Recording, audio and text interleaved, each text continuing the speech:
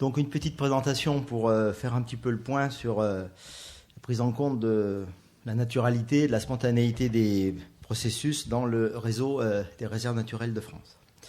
Alors pour commencer, une rapide présentation de ce réseau,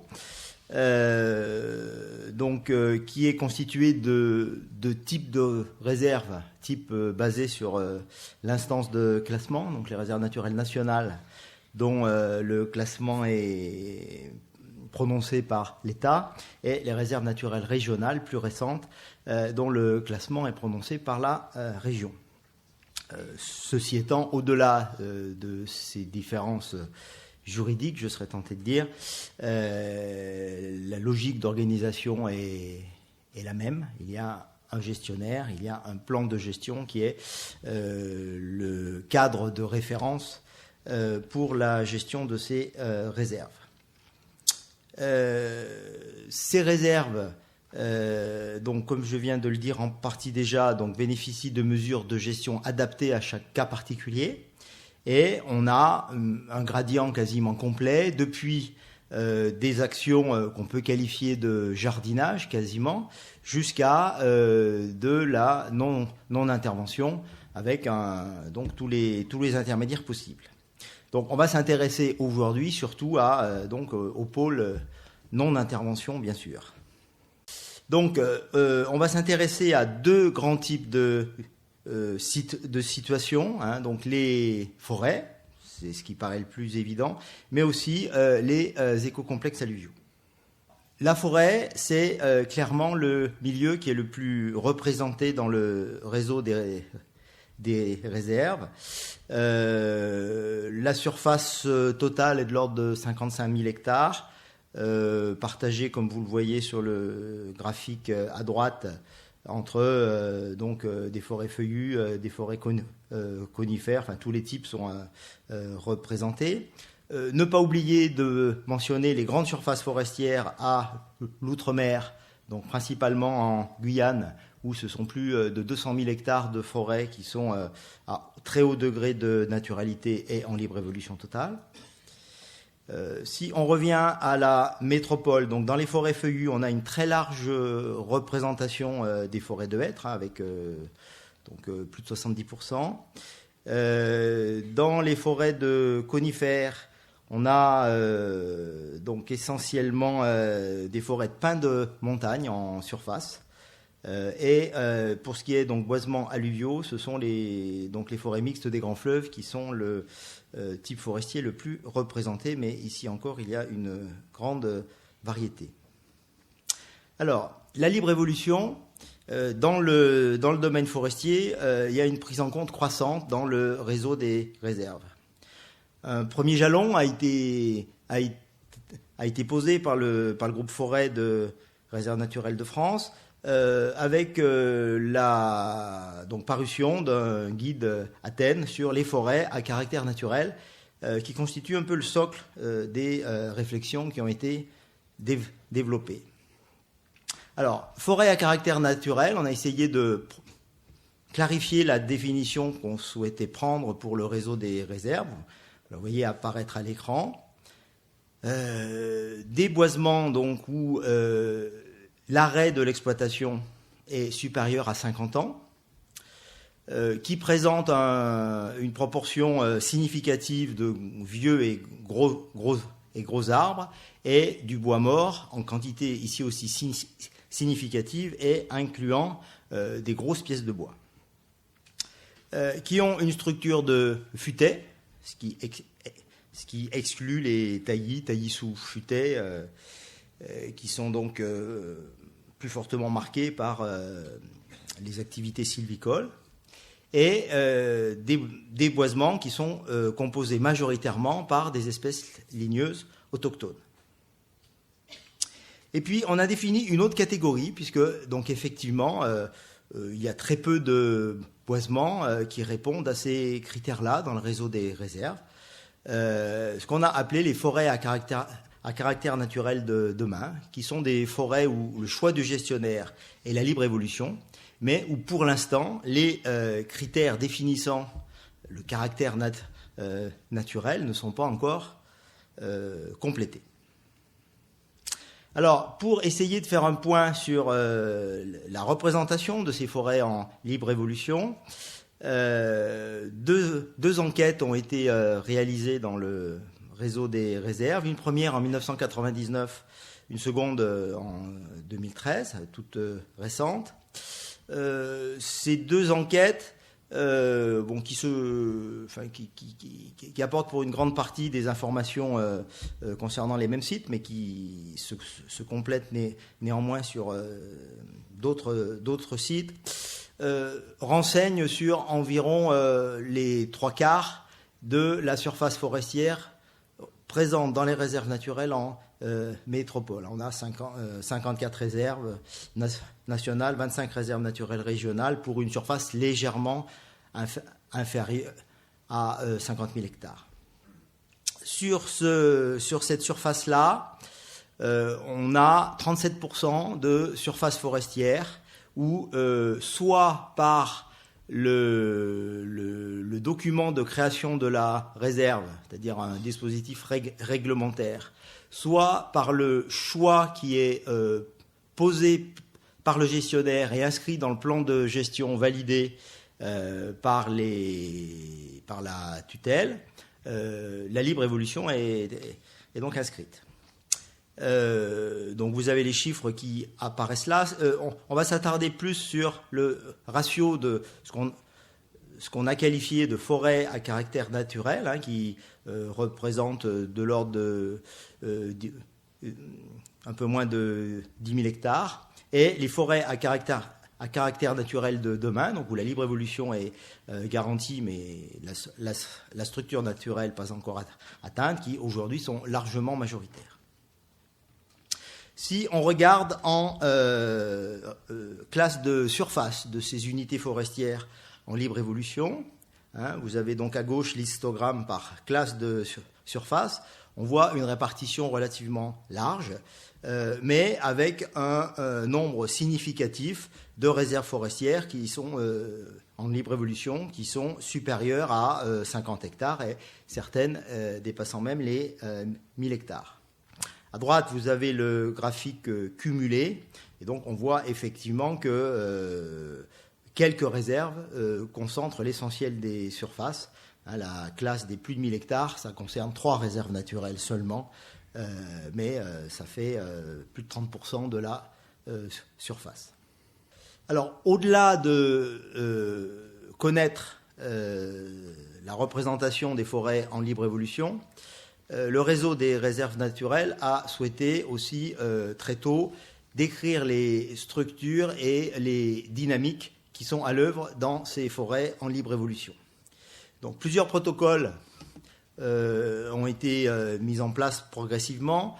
Le premier est donc un protocole centré sur les forêts alluviales, le code PFA, qui apparaît là, donc qui vise à donc décrire la dynamique spontanée de ces boisements-là, protocole mis en œuvre au début des années 90, qui s'inspire assez largement d'un protocole européen COST via un réseau de placettes permanentes de surface fixe.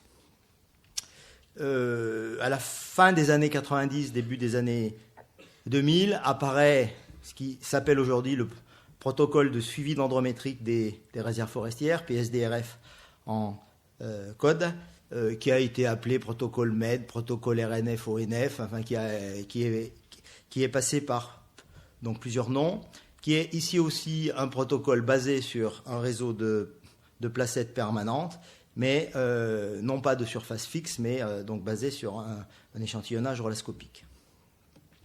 Plus récemment, une réflexion pour faire converger l'ancien protocole forêt alluviale vers le protocole PSDRF, qui donne donc une déclinaison module alluvial, donc d'où l'acronyme EMA qui apparaît derrière. Et puis des réflexions en cours sur l'adaptation au contexte méditerranéen de ces protocoles dendrométriques. Alors, il faut souligner que le déploiement de ces protocoles, l'assistance aux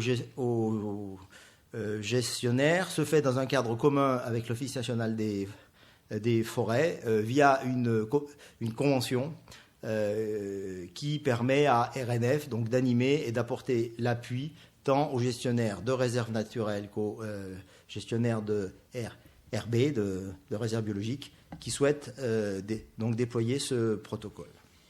Aujourd'hui, pour ce qui concerne le réseau des réserves naturelles, ces protocoles sont déployés sur 43 réserves, qu'elles soient nationales ou régionales, et ça représente de l'ordre de 3500 placettes permanentes qui ont été installées. Pour la majorité, ces dispositifs ont été installés au cours de la dernière décennie, mais quelques réserves donc disposent de réseaux permanents qui ont plus de 2 décennies de documentés. Une petite illustration d'un résultat, c'est la représentation du bois mort dans à peu près 25 réserves pour lesquelles les données ont été analysées et sont disponibles au niveau du réseau. Donc les petites boîtes à moustaches qui apparaissent là vous indiquent la quantité de bois mort en mètres cubes par hectare selon 4 types de situations. Hein. Donc les bois morts sur pied de moins de 30 cm de diamètre, les bois morts sur pied de plus de 30 cm, les bois morts au sol de moins de 30 et les bois morts au sol de plus de 30. On voit que, de manière peut-être un petit peu surprenante, que la catégorie la plus représentée est celle des bois morts au sol de moins de 30. Et il y a une différence statistiquement significative avec les 3 autres classes. Mais il y a 4 réserves qui sortent de cette distribution moyenne et qui se caractérisent toutes les 4 par une beaucoup plus forte représentation des gros bois morts, que ce soit sur pied ou au sol. Et on note d'ailleurs que c'est le bois mort sur pied qui est d'ailleurs majoritaire. Ces 4 réserves, enfin tout au moins ces 4 parties de réserves en libre évolution sont les 4 noms qui apparaissent là. Donc Frankenthal, Remoret avec la forêt de la Grande Côte, Ventron pour la partie intégrale et donc Ballon-Comtois pour la partie intégrale aussi. Ce petit graphique confirme largement que les forêts en libre évolution du réseau des réserves sont majoritairement des forêts qui étaient exploitées il n'y a pas si longtemps et qui n'ont pas tous les attributs de forêts à caractère naturel. Dernier point sur le volet forestier, la question de l'évaluation de l'état de conservation. C'est un sujet important pour les gestionnaires puisque c'est bien évaluer la progression vers l'objectif à long terme qui est inscrit dans le plan de gestion. Alors, pour ce qui concerne les forêts, la référence qui est choisie pour donc conduire cette évaluation, c'est donc la naturalité potentielle, donc définie par Peter Ken il y a une vingtaine d'années à peu près, qu'on peut résumer par l'état qu'atteindrait l'écosystème si l'action de l'homme s'arrêtait aujourd'hui. Ce qui permet d'éviter de revenir à une référence ancienne hypothétique et permet aussi de prendre en compte des espèces non autochtones mais naturalisées de longue date, voire le noyer, le châtaignier, ce genre de choses, pour éviter d'être dans une vision, je dirais, mythique de la naturalité. Le domaine d'application du cadre qui a été posé donc concerne la plupart des types de boisement, à l'exception des forêts qui ne peuvent pas, de par leur composition ou par les conditions stationnelles qui les caractérisent, développer de grands arbres, pour faire simple. Hein. C'est-à-dire que lorsque il n'y a pas la capacité d'atteindre des hauteurs supérieures à 15 mètres ou des diamètres supérieurs à 30 cm, les critères et seuils qui ont été définis ne sont pas utilisables. L'évaluation se fait à deux échelles différentes. Une première échelle où on va s'intéresser aux questions de fonctionnalité et d'altération, qui porte sur l'ensemble du périmètre de la du périmètre boisé de la réserve naturelle et le contexte dans lequel elle s'inscrit, on va s'intéresser à quatre critères. Donc l'ancienneté des forêts en exploitant les cartes anciennes et principalement la carte de l'état-major qui est aujourd'hui facilement accessible via le géoportail, qui sera peut-être prochainement interprété de manière nationale comme on l'a vu hier. La question de la connectivité du massif forestier de la réserve avec la matrice forestière qui l'entoure, en prenant comme critère, c'est un petit peu simpliste, mais c'est la seule information réellement facilement accessible et validée aujourd'hui, le taux de boisement de la sylvo-éco-région sur le site IGN. La fragmentation interne du massif forestier via tous les réseaux de desserts, de cloisonnement sylvicole ou d'exploitation. Et puis,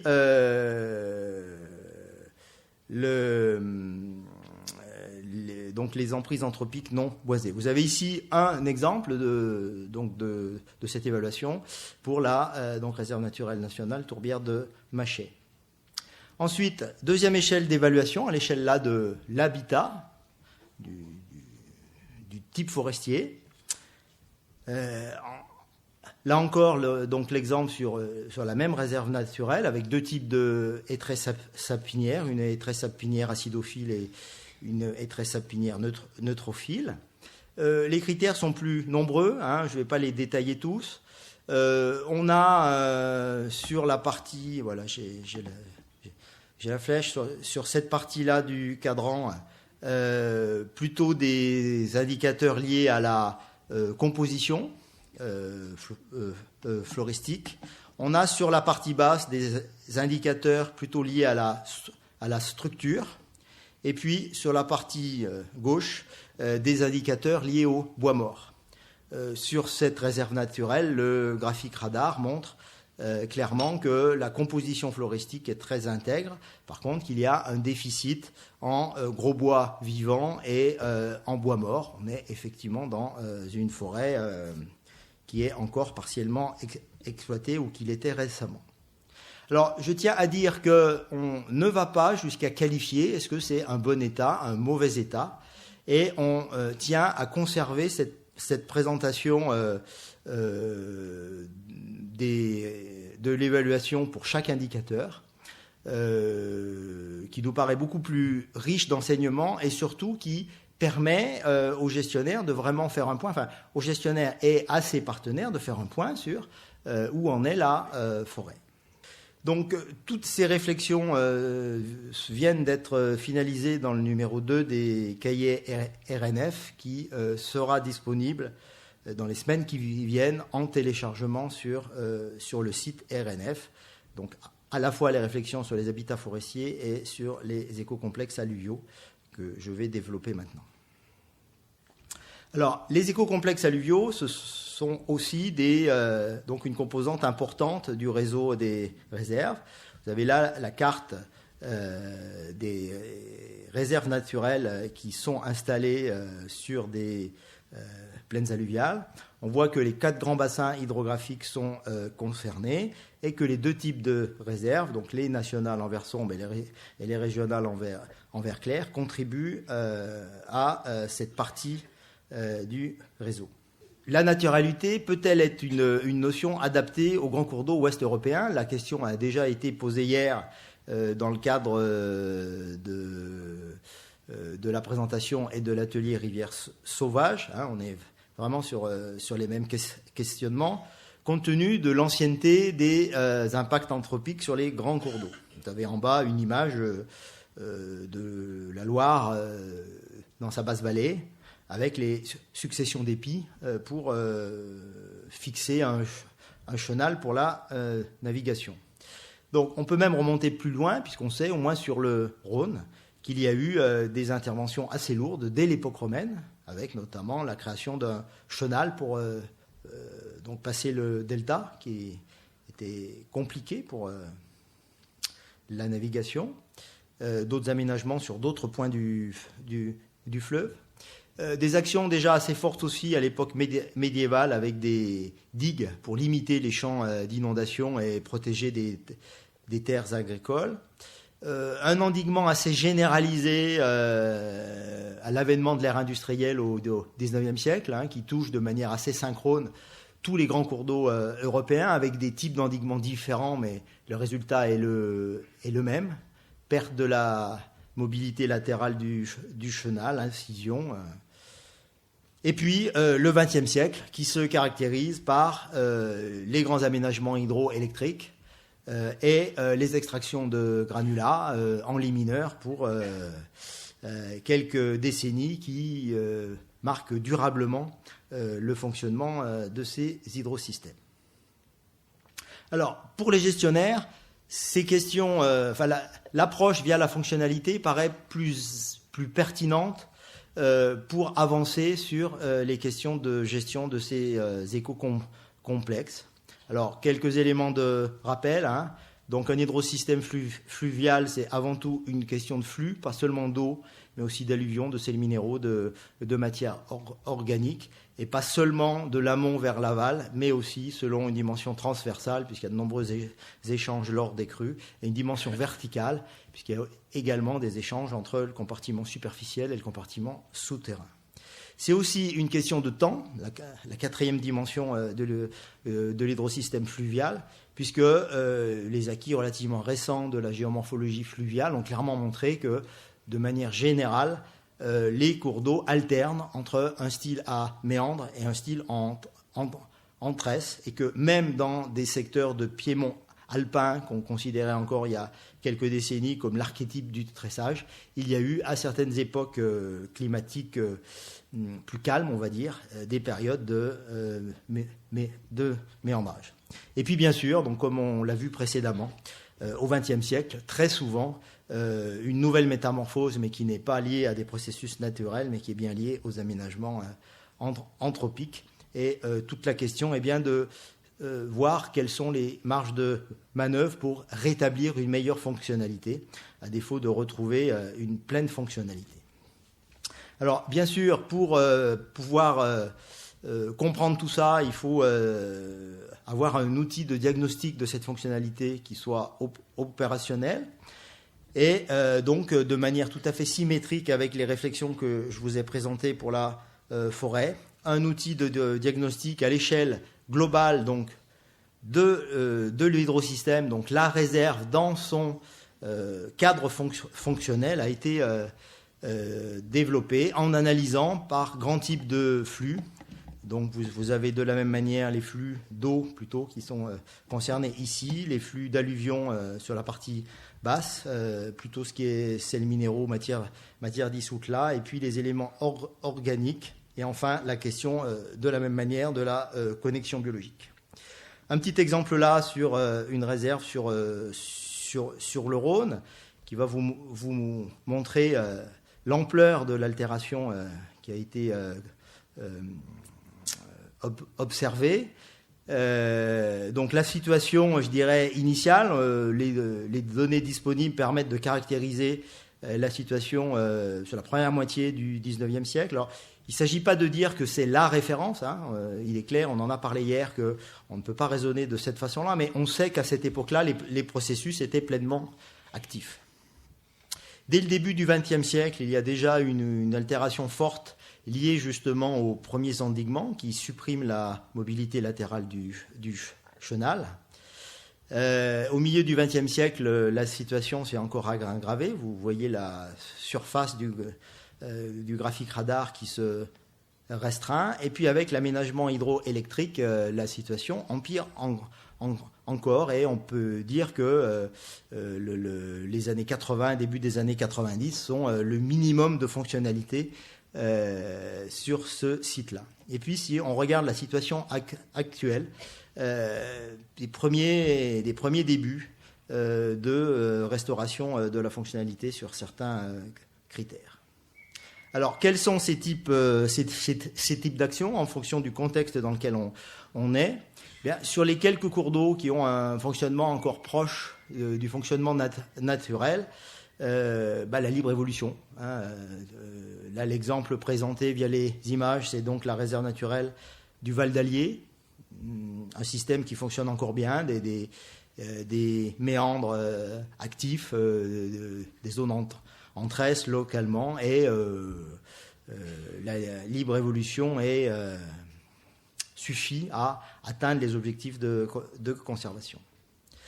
Lorsque l'on est sur des cours d'eau à dynamique fluviale altérée, encore présente mais altérée, se sont développées ces dernières années des actions visant à redynamiser le transit sédimentaire. Un exemple là sur la réserve naturelle de Saint-Mémin dans la Loire.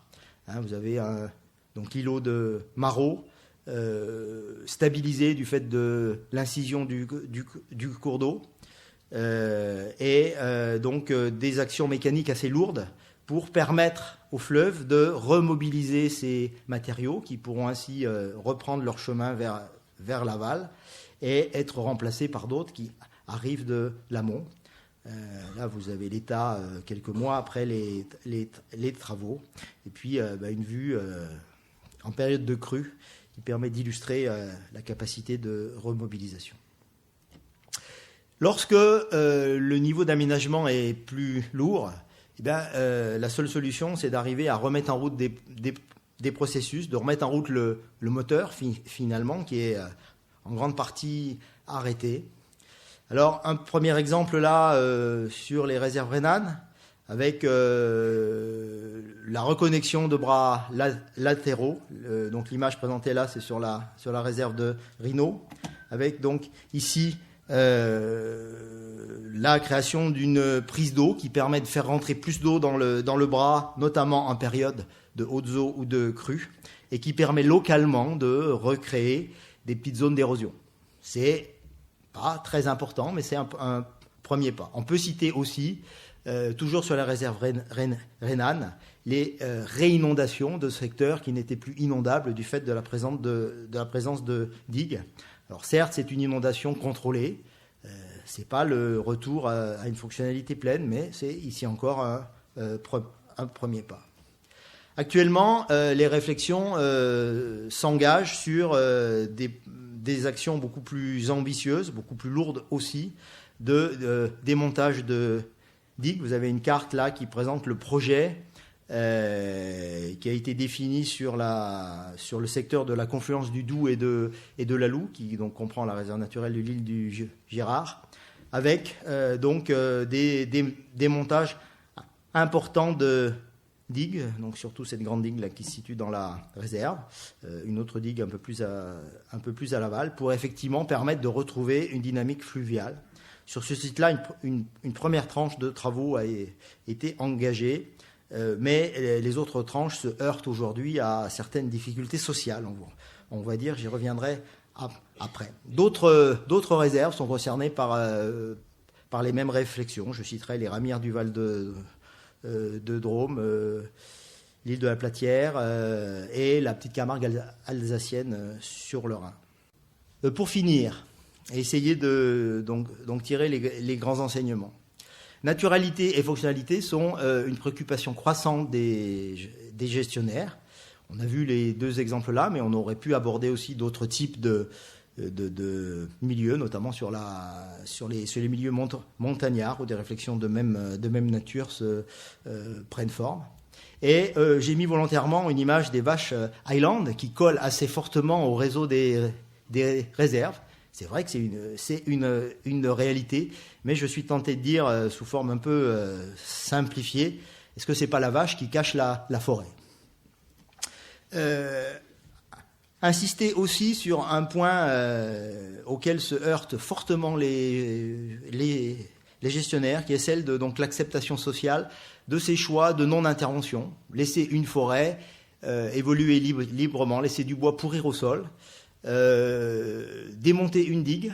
Vous avez ici des extraits de coupures de presse sur le dossier Confluence Doulou, où les expressions sont relativement claires.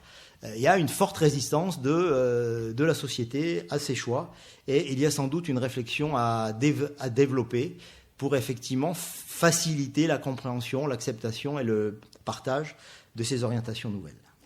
Merci.